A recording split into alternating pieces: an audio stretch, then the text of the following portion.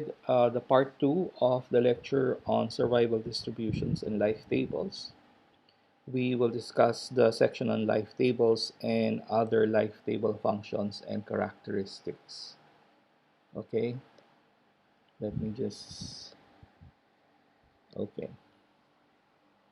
So, we are going to denote, well, actually, we have introduced this last time, small l sub 0 to be the radix of our life table. And this represents the number of newborns in a cohort. So a cohort will be a closed group. Okay, so a closed group would mean no one will be allowed to enter the group. And for this particular cohort, the only way to leave the group is by death. Okay, by death. Okay, so we will call this group of newborns a random survivorship group. For each of those newborns, there is a particular age at death random variable. Okay, so this age at death random variable would have a distribution, and we will use the survival function for that. Okay, so the survival function again gives the probability that a newborn survives to age small x. So for each of those newborns, a survival function will be associated with them. And then we would like to index those lives. So our index is j. So we will index j. J will range from 1 to up to L sub O. So those L sub O lives will be indexed by 1 to up to L sub O. And then we define a new random variable, script L of x, and this would be a discrete random variable representing the number of survivors to age x out of the L sub O lives in our cohort. Okay, so script L of x is a random variable representing the number of survivors to age x out of this L sub O lives. So clearly, script L of x is going to be discrete. Now, we first define our indicator function, capital I sub j, which takes on two possible values only, 1 or 0. I sub j, I sub j takes on 1 whenever j survives to age x, and 0 otherwise. So whenever j dies before attaining age x, the value of I sub j would be 0. Okay? And I think it's clear that our random variable script L of x is actually equal to the sum of capital I sub j, where j goes from 1 to L sub 0. Remember that this I sub j takes on ones or zeros only. So the number of ones that I sub j would have would coincide with the number of survivors to age x out of the L sub O lives. So our script L of x is clearly the sum of I sub j, where j goes from L sub O, where j goes from 1 to L sub O. I think it's clear also that our indicator function would have a Bernoulli distribution, right?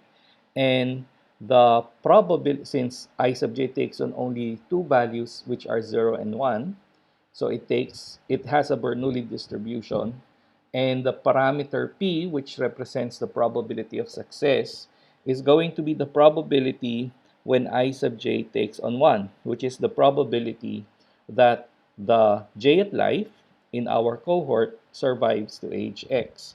So we also know that the expectation of I sub j is equal to the probability of success p.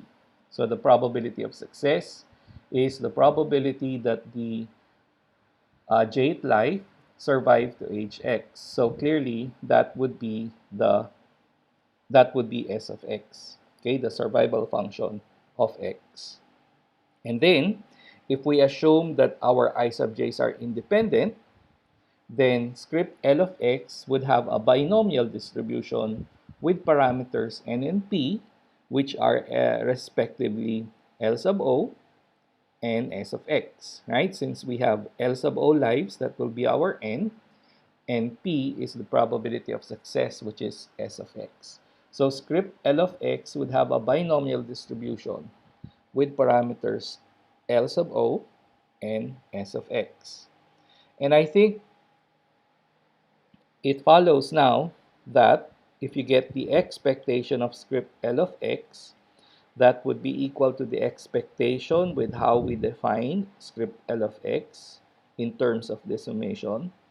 And then basic properties of expectation tells us that this is the same as this, the summation of the expectation of I sub j, where j goes from 1 to L sub O.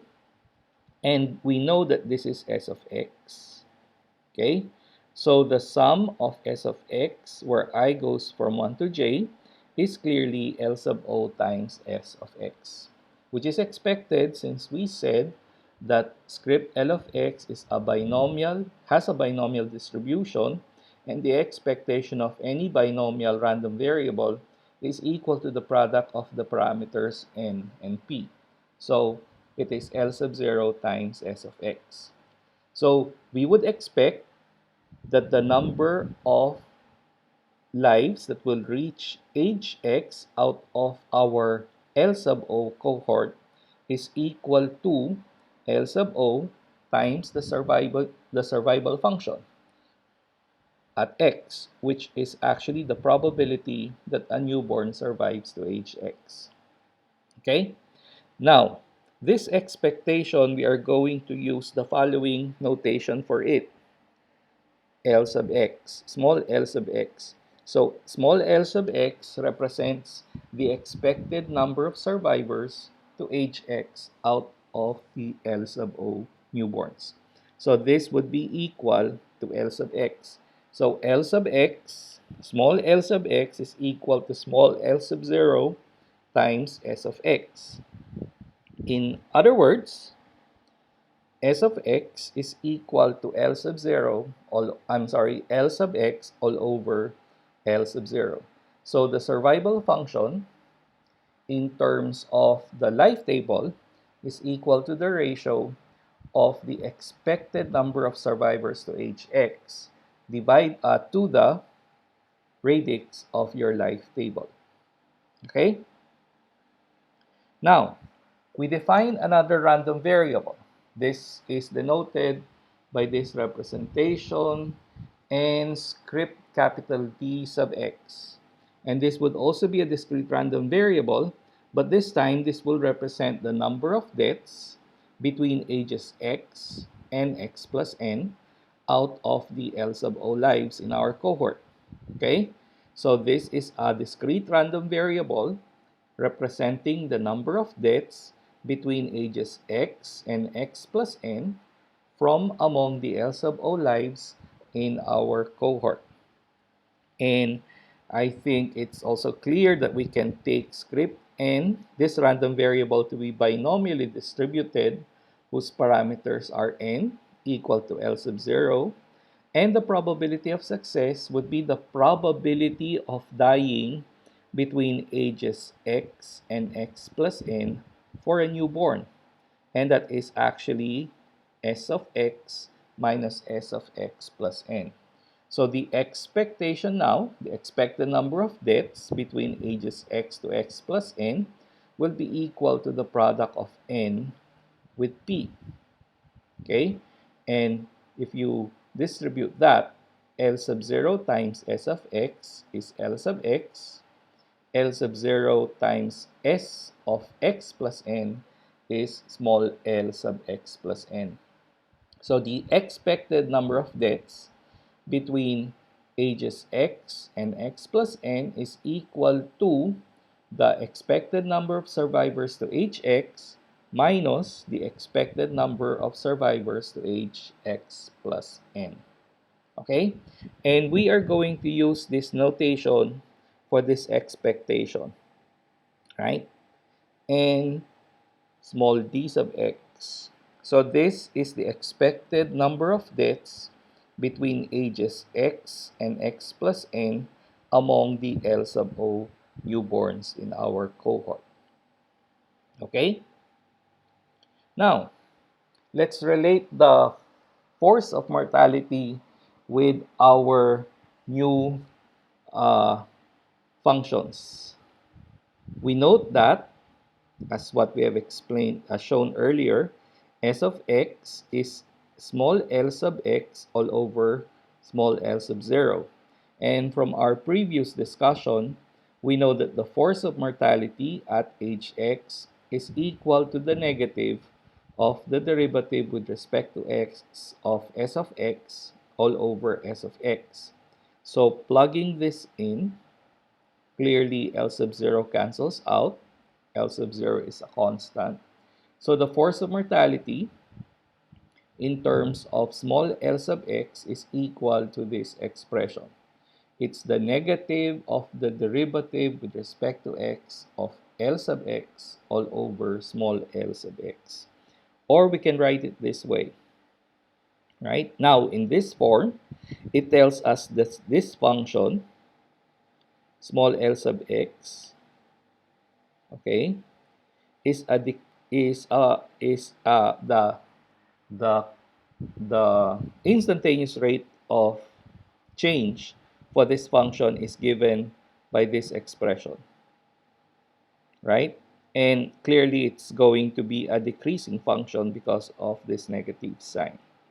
And also this expression will now represent the expected density of deaths on this age interval from x to x plus dx. Okay? This can also be written, this expression can also be written this way. Okay? And then if we integrate both sides from x to x plus n, of course, we need to replace the original x variable to y. Right? We start off with this. And then integrate both sides from x to x plus n. So this portion now becomes negative L sub y from x to x plus n. And so that gives us this expression, L sub x minus L sub x plus n. Okay? Now, we'll use this equation later, but let's have the following example first. So suppose our survival function is given by the following. S of x is equal to 1 minus 0.0005 times x minus 0.00005x squared. We want to construct the L sub x and the D sub x columns of the corresponding mortality table for age 0 to 2 using the radix of 100,000. Okay, this dx actually is supposed to be 1 dx, right? 1 d sub x. But we don't write the 1 anymore. Okay, so this is the expected number of deaths between ages x to x plus 1, while we know that this is the expected number of survivors to age x. Okay, so starting at age 0, our radix is 100,000. So we have 1d0. So this would be the number of deaths from age 0 to 1, right? This column. This entry here would be the number of deaths from age 0 to 1. We're starting out with this many newborns. Okay? We first compute how many will survive after a year. So we evaluate S of 1. So that's 1 minus 0.005 times 1 minus 0.0005 times 1 squared. That would actually be equal to 0.99495. And we multiply that with 100,000 to get the number of survivors to age 1, which turns out to be 99,495. We subtract these two values, so the number of newborns minus the number of survivors to age 1 will give us the number of deaths from age 0 to age 1. It turns out to be 505. Okay? And then we get the expected number of survivors to age 2. So we get the probability of surviving to age 2. So that would be S of 2. So that would be 1 minus 0.0005 times 2 minus 0.00005 times 2 squared. It turns out to be 0.98980. Multiply that with the radix of our table, which is 100,000. We get the expected number of survivors to age 2. Okay, so that's 98,980. And then the difference between these two quantities will give us the number of deaths from age 1 to 2. And that would be 550. Okay? To get this 525, you need to get the number of survivors to age 3 first, right? So S of 3, plug in 3, multiply that by 100,000. That gives you the number of survivors to age 3. And then subtract that from L sub 2, that gives you 525, which is the number of deaths between ages 2 to 3. Okay? Now, before we continue, we introduce two assumptions that will guarantee the existence of the mean and the variance of the distribution of t. Okay? As what we have introduced earlier, t, which is actually also the same as t of x, is the run the what do we call t again? Not expect the future lifetime random variable. Okay, of of a newborn, the future lifetime random variable. Okay, so these assumptions are one. We'll call this assumption one. The limit of t times tpx as t approaches infinity is equal to 0. tpx again is the survival function of the random variable t. This again gives you the probability that that a person age x will survive to age x plus t. And assumption 2 is this: the limit of t squared times tpx as t approaches infinity is also equal to 0. Okay? So we can now talk about the expectation of t, which we will denote by this notation. This is called the complete expectation of life. So the complete expectation of life is just the expectation of t, or the expectation of t of x. So this would be the integral of t times the PDF of t dt. The PDF of t, I recall, is tpx mu sub x of t over all possible values of t.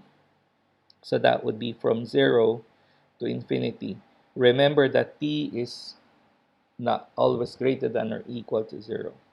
To evaluate this integral, we use integration by parts, where we take u to be t and dv to be this expression, whatever remains. So tpx mu sub x of t dt.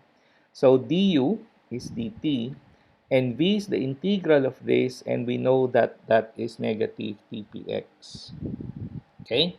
So, using the integration by parts formula, the expectation of t is u v from 0 to infinity plus the integral of v du, right? So minus tpx dt. Okay? And then applying assumption 1 earlier. So if you get the limit of t tpx as t approaches infinity, you get 0. And then this is 0 times 0px. 0px is just going to be 1, right? So this is just 1 times 0. Sorry, this is 0 times 1. 0 times negative 1, so that is 0. So what will be left is this expression. And this is how we will define the complete expectation of life So that which is actually just the expectation of t.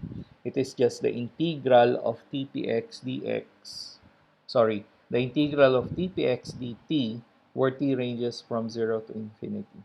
Of course, provided that the expectation exists. Okay? And then to get the variance, we need to get the expectation of t squared first. So we know that by definition it's equal to this. But then using assumption 2, integration by parts and assumption 2, it turns out that it can be simplified this way.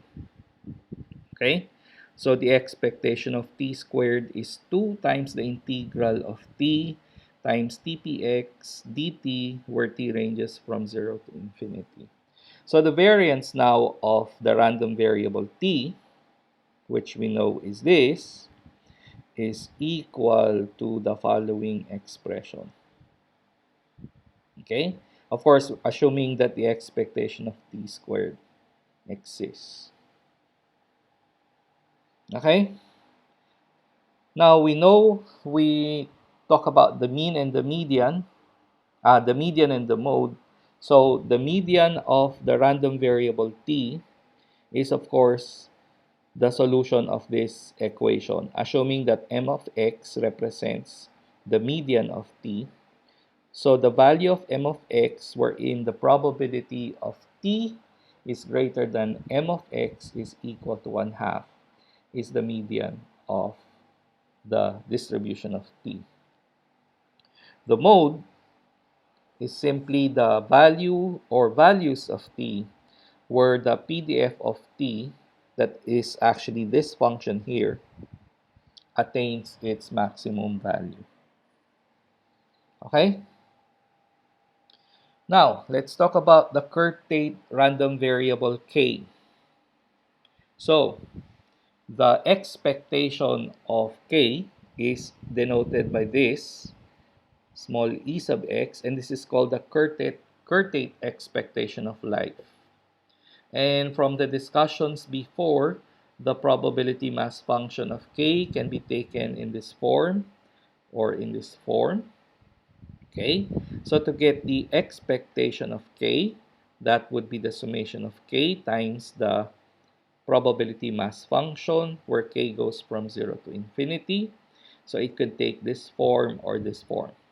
Okay, if we expand this form, the second summation, it expands in the following way, right? So when k is 0, so there's nothing. When k is 1, you have 1 times 1px minus 2px.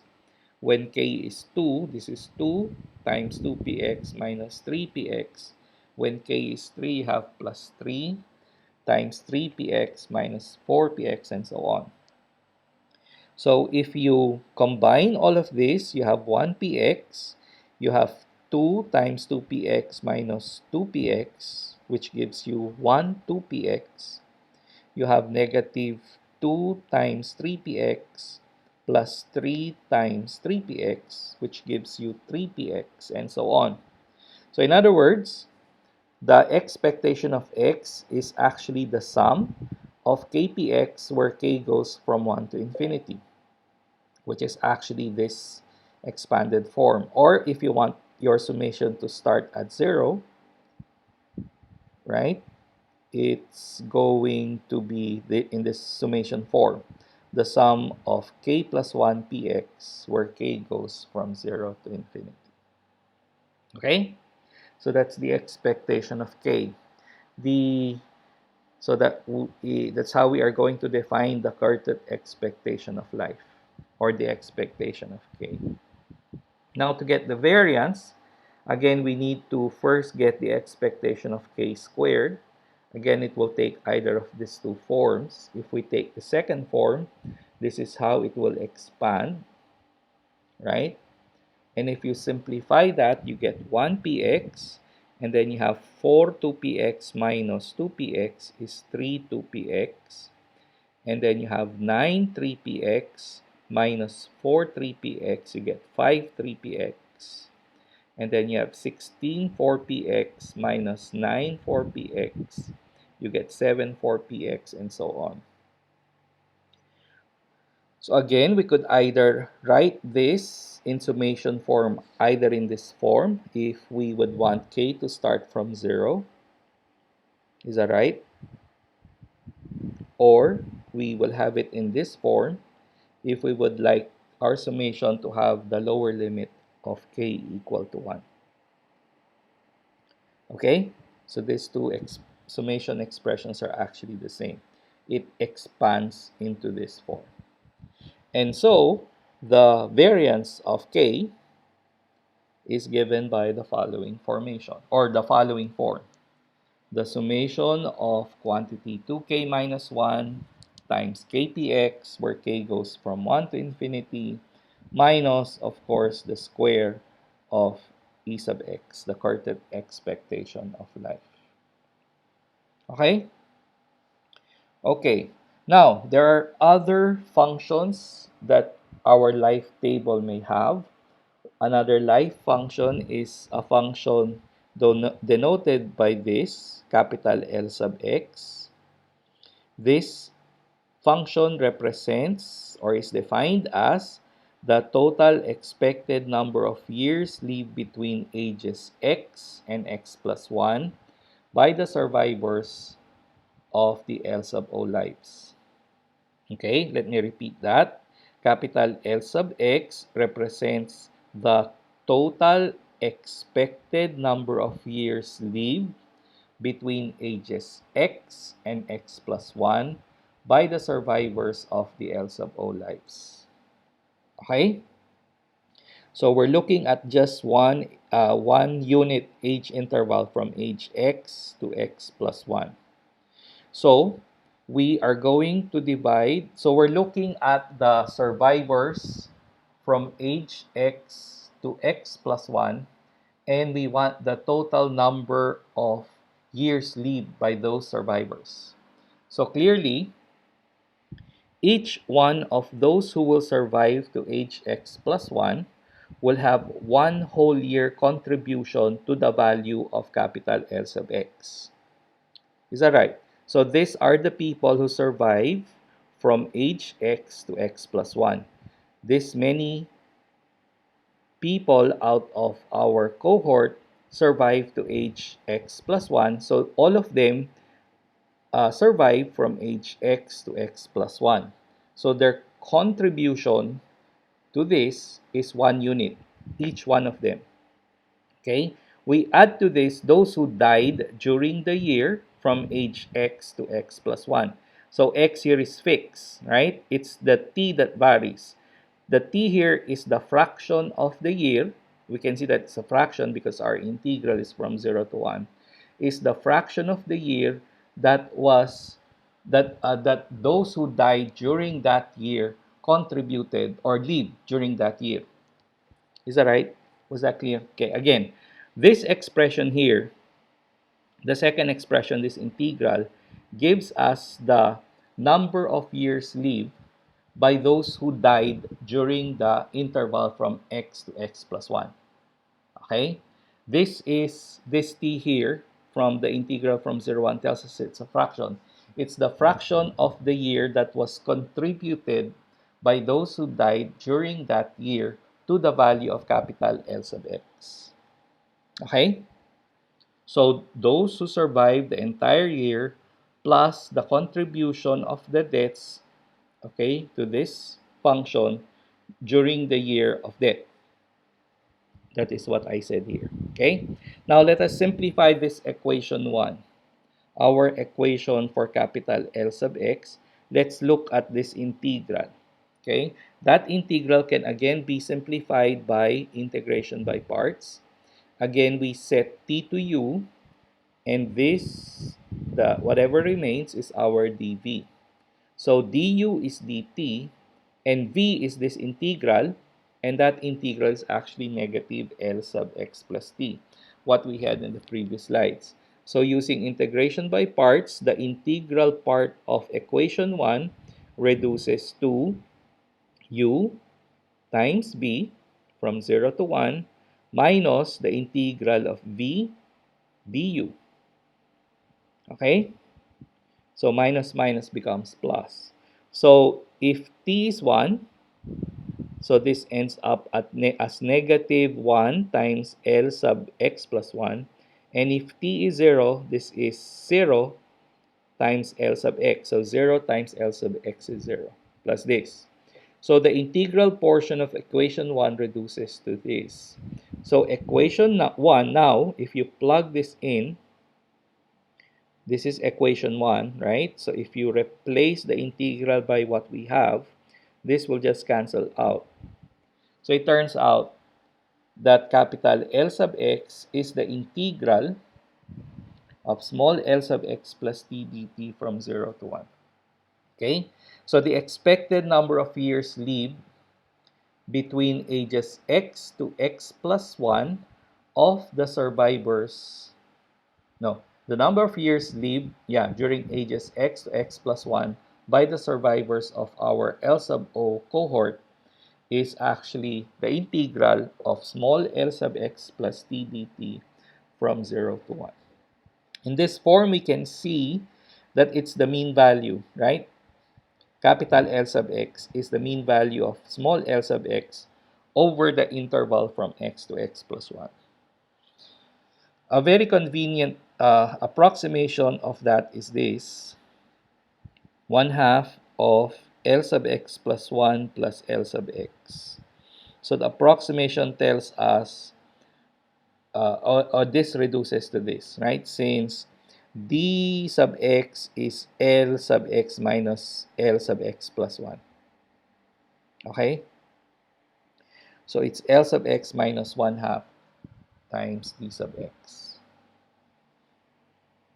So actually, we're assuming here that all the deaths occurred during the mid-year, right?